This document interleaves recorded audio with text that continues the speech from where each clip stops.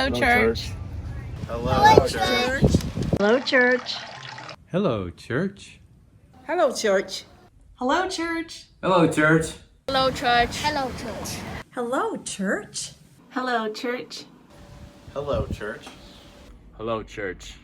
Hello, church. Hello, church. Hello, church.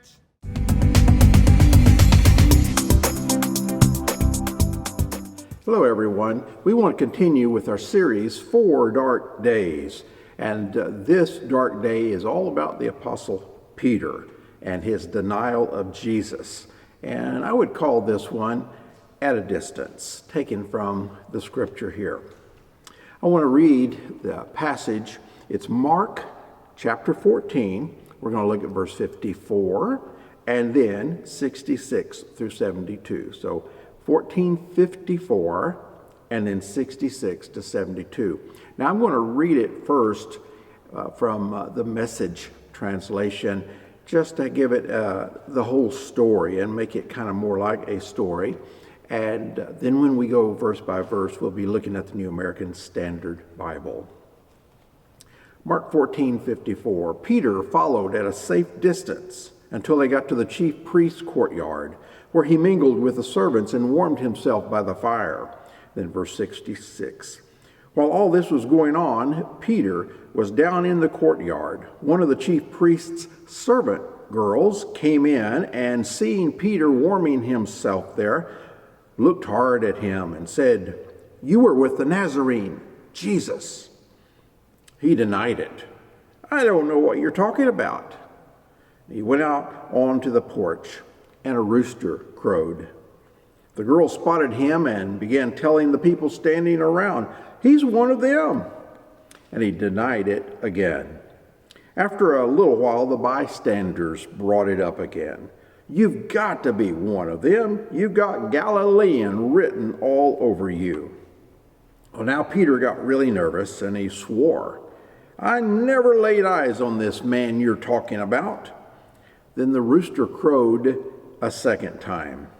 And Peter remembered how Jesus had said, "Before a rooster crows twice, you'll deny me 3 times." And he collapsed in tears.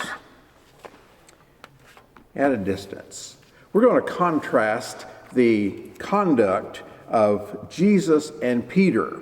Now, we looked last week at the conduct of Jesus and how he faced this persecution and this trial, and we'll see it continue next week all the way up through Easter. And this description of Peter's denial is not just about Peter, and it's not just about Jesus. It's really a warning. The Roman Christians are going to face persecution. And it's a warning about what kind of a reaction they may have to persecution. If one of the 3 leading disciples of Jesus denied him, then Mark is writing this to say, you might do it too. Unless, based on this warning, you become spiritually prepared. Let me ask you a question. How do you know if someone's ever done a marathon? How do you know if someone's done a marathon? You don't have to know. We'll tell you. I did one December 8th, 2019 in Hawaii, Honolulu. And it takes a lot of physical preparation for a marathon. Now, the marathon was December 8th. My goal was to finish before Christmas. That particular Honolulu marathon, there is no time limit. Many marathons have a 6-hour time limit or maybe some other time limit, but there is no time limit on the Honolulu marathon. And so my goal was, okay, get done before Christmas. Fortunately, I finished the same day, the day that I started. And I was ahead of almost 3,000 other runners, so I was very proud of myself. 16,000 were ahead of me, but still, it was a great event. 3 runners, I said there was no time limit, 3 runners finished in a little bit over 17 hours.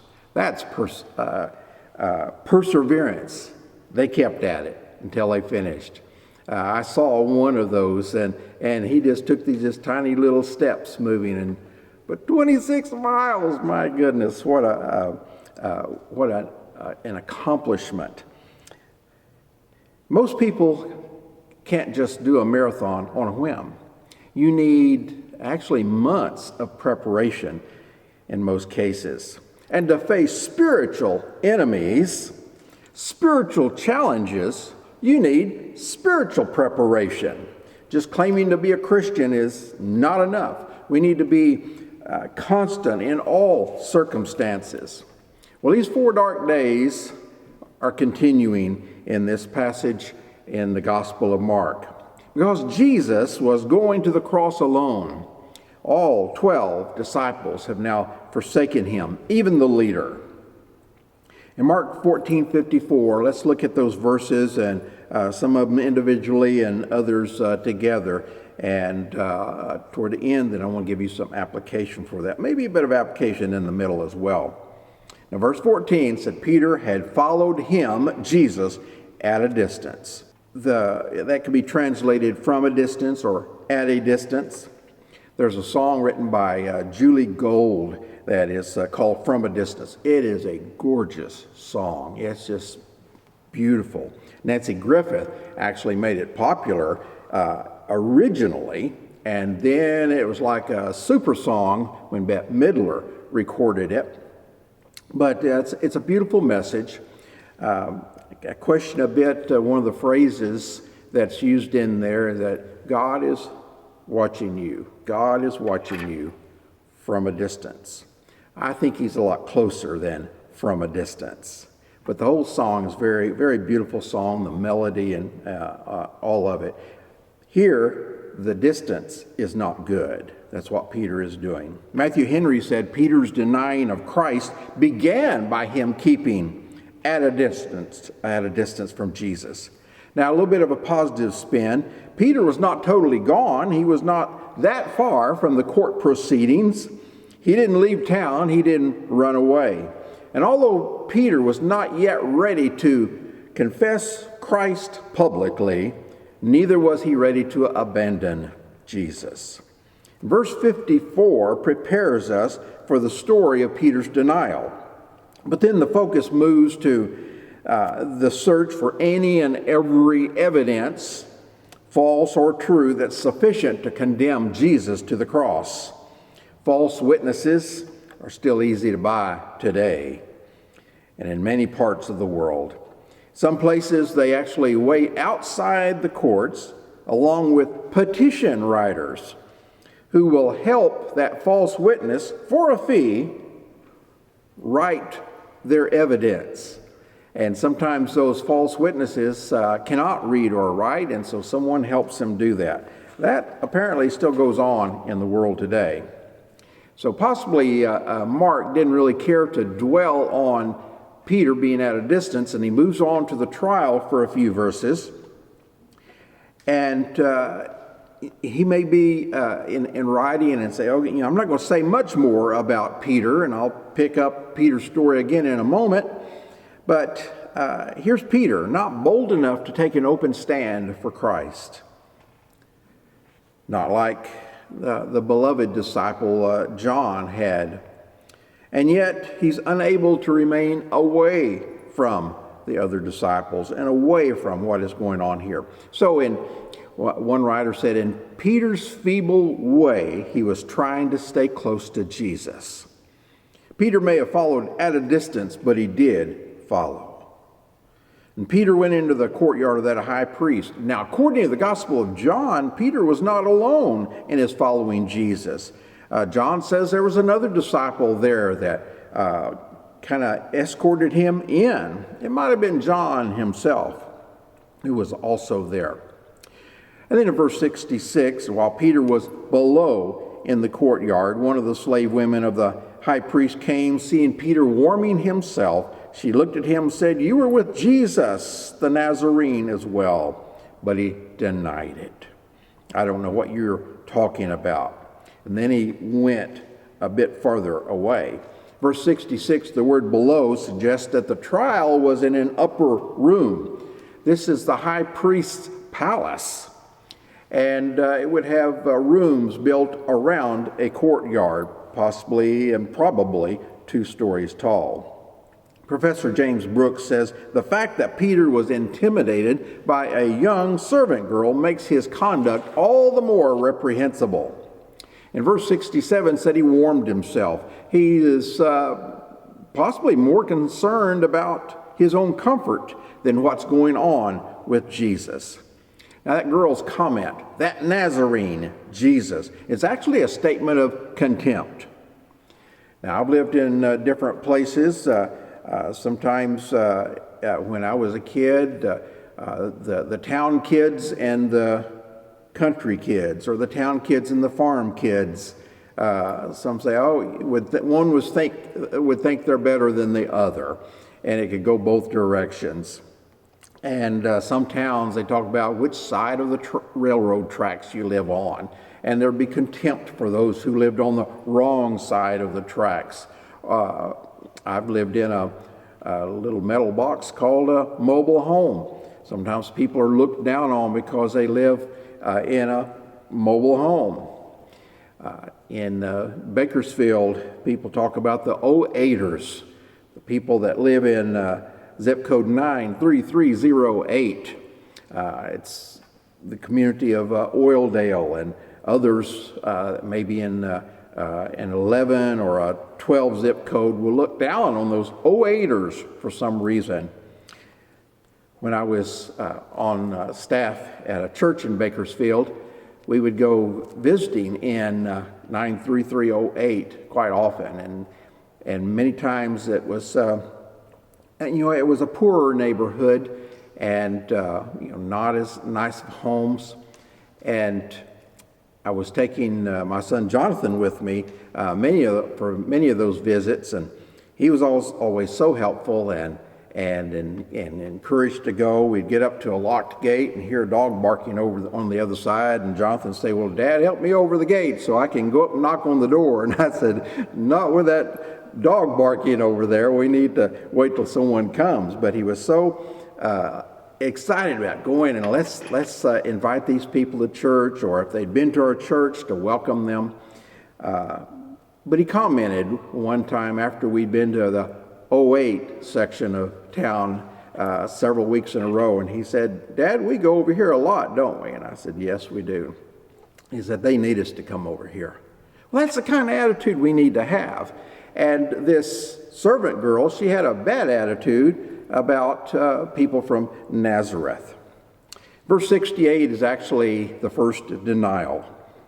Peter evades the question. He claimed ignorance. He said, I don't understand what you're talking about. And what are you talking about? And as we read this, we might feel helpless and looking at this, powerless, feel like, Peter, think about it. Jesus has told you all these things, what's going to happen. He's even told you the future after that. Peter, we feel like we want to intervene. And Peter goes to the point of no return, or does he? Does he? Now, Peter's had previous but less serious failures and mistakes. Well, we need to learn from Peter's life before the resurrection. That's the key. It's before the resurrection. Peter's failures and denials of Jesus were all before the resurrection. And we are living after the resurrection. The point is this: the fight against temptation and failure is won before we face it, before the encounter. We're living in a post-resurrection world. Even though it was a long time ago, we're after that, and we know the victory of the resurrection. Also, for people's lives, so often I hear about someone who later in life has come to Christ as Lord and Savior. And people continue to bring up their past. They continue to bring up how they lived before they came to Christ. We change. We can have a more positive life. Peter messed up a lot before the resurrection. We need new life within us, and we can go forward. In Mark 14:38, just hours before these denials, Jesus told his disciples, keep watching and praying so that you will not come into temptation. The spirit is willing, but the flesh is weak. So Peter had heard that from Jesus just hours before, and yet he denied Jesus. You see, he did not know the victory that was coming with the resurrection. We should know that victory. Now, just a quick little thing, prayer is a part of that spiritual preparation. There's many things that we can do in this spiritual preparation for spiritual difficulties that we're going to encounter in this world. Prayer is maybe the biggest one, the most important, but study of God's Word, worship, fellowship with other Christians, encouragement of each other. Those are some things that we can do to experience the victory of the resurrection. And those 2 or 3 verses there, 66 down to 68, while Jesus is being railroaded, as one writer said, while he's being railroaded by the Sanhedrin, Peter's outside in the courtyard waiting to see what's going to happen to Jesus. Now, I believe Peter loved Jesus, or he wouldn't have been there in the first place. Yet even his love for Jesus could not overcome his fear of being identified with Jesus. He retreated back to that porch for fear that he was going to get arrested. Yet he's still close by.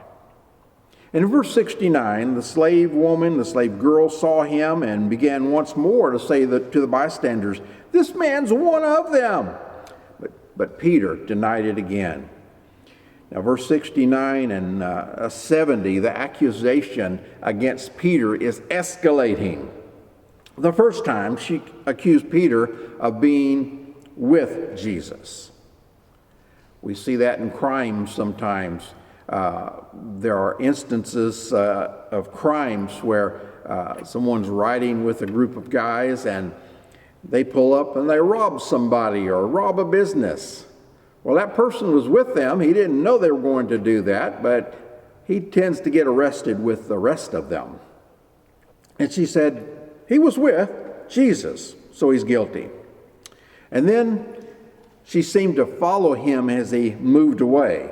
And now he's at the exit of the courtyard. So this second accusation now, she says he's one of them. He is one of the disciples of Jesus. And Peter's response is a second denial. Now there's some grammatical things we can learn from the Greek text here. In verse 68, the verb denied is grammatically a single action.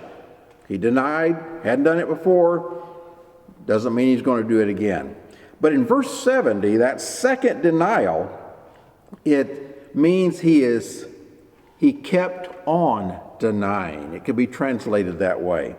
Peter is actively separating himself from Jesus.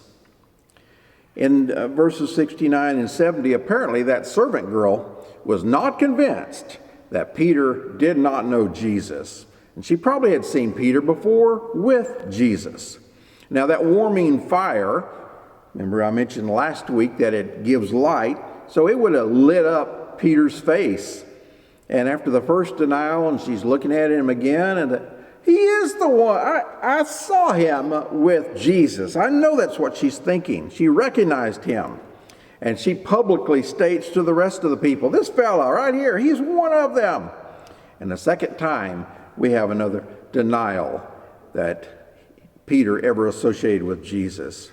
The word denied means disclaim, means to disown.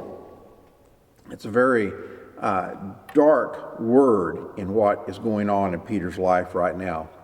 Now that word deny can be used in a very positive way. Titus 2:12, Paul writes, talks about instructing or disciplining us to deny ungodliness and worldly desires so we can live sensibly and righteously and in a godly manner in this present age. We need to deny ungodliness and worldly desires. So there is a positive kind of denying, disowning, disclaiming that we do need to do, and that's part of being a disciple. Verse 70, the rest of 70. I read the first part, but again, he denied it. And here's the rest of verse 70. And after a little while, the bystanders were again saying to Peter, "You really are one of them, for you're a Galilean as well." But he began to curse himself and to swear, "I do not know this man of whom you speak." Now the heat's really on Peter now, because those people standing around him are getting suspicious. And they said, "Surely you're one of them. You're Galilean." They're associating Peter with Jesus because of his accent. His accent. One pastor said it's like saying if Jesus was from the South and you speak like a Southerner, you must be a follower of Jesus. Well, there were a lot of Galileans in Jerusalem during the Passover, but there were no Galileans who were part of the high priest servant corps. That just didn't happen. And so you're an outsider. This third accusation is not coming from the girl, it's coming from the men. And they speak to Jesus, and this time Peter swore that he didn't even know Jesus. And he called down curses upon himself if he wasn't telling the truth. I'm wondering, did he have his fingers crossed behind his back? Because he knew he was lying. And curse here, some people think that he had started cussing at the people there, or cussing just as an exclamation. But that's not what he was doing. The word curse here has no object in the Greek text. It means Peter was not cussing at the people. He was trying to escape the curse of persecution, the persecution of being a follower of Jesus, and so he calls another curse on himself. I think he has no faith that that curse means anything. I think he may have been with Jesus long enough to know the spiritual power that is in Christ, as opposed to the lesser spiritual power that is demonic. And so maybe he's calling that curse down thinking, this is not really going to work. Now, not counting Judas, I believe Peter's denial was the greatest failure of all the disciples of Jesus. All four Gospels record it, and there's no attempt to cover it up. And Mark 8:29, Jesus was questioning the disciples and said, "But who do you say that I am?" And Peter is the one who answered, and he said, "You are the Christ." So this same man who confessed Jesus at Caesarea Philippi is the same one who denied him 3 times on this night. Now Peter's in a dilemma. Would he say to those men, those bystanders, that he knew Jesus and risk persecution himself, maybe arrest and prosecution, or is he going to deny Jesus? Well, the pressure was too great, and Peter began to call down those curses. In essence, Peter is saying, "May God curse me if I know Jesus. I do not know him." Verse 72 says, "Immediately a rooster crowed a second time, and Peter remembered how Jesus had made the remark to him, 'Before a rooster crows twice, you will deny me 3 times.' And he hurried on and began to weep." Now, after Peter's third denial, that rooster crowed. Now, back in the Gospel of Luke, chapter 22, verse 61, Luke records that Jesus looked at Peter. So maybe there is obviously some separation from where the trial is going on, but Luke seems to know that during that trial and that last time that Peter denied Jesus and that rooster crowed again, that Jesus must have turned and looked at Peter, caught his eyesight. That would just be horrible for Peter to experience that, but it did happen. the words of Jesus, before the rooster crows twice, you'll disown me 3 times.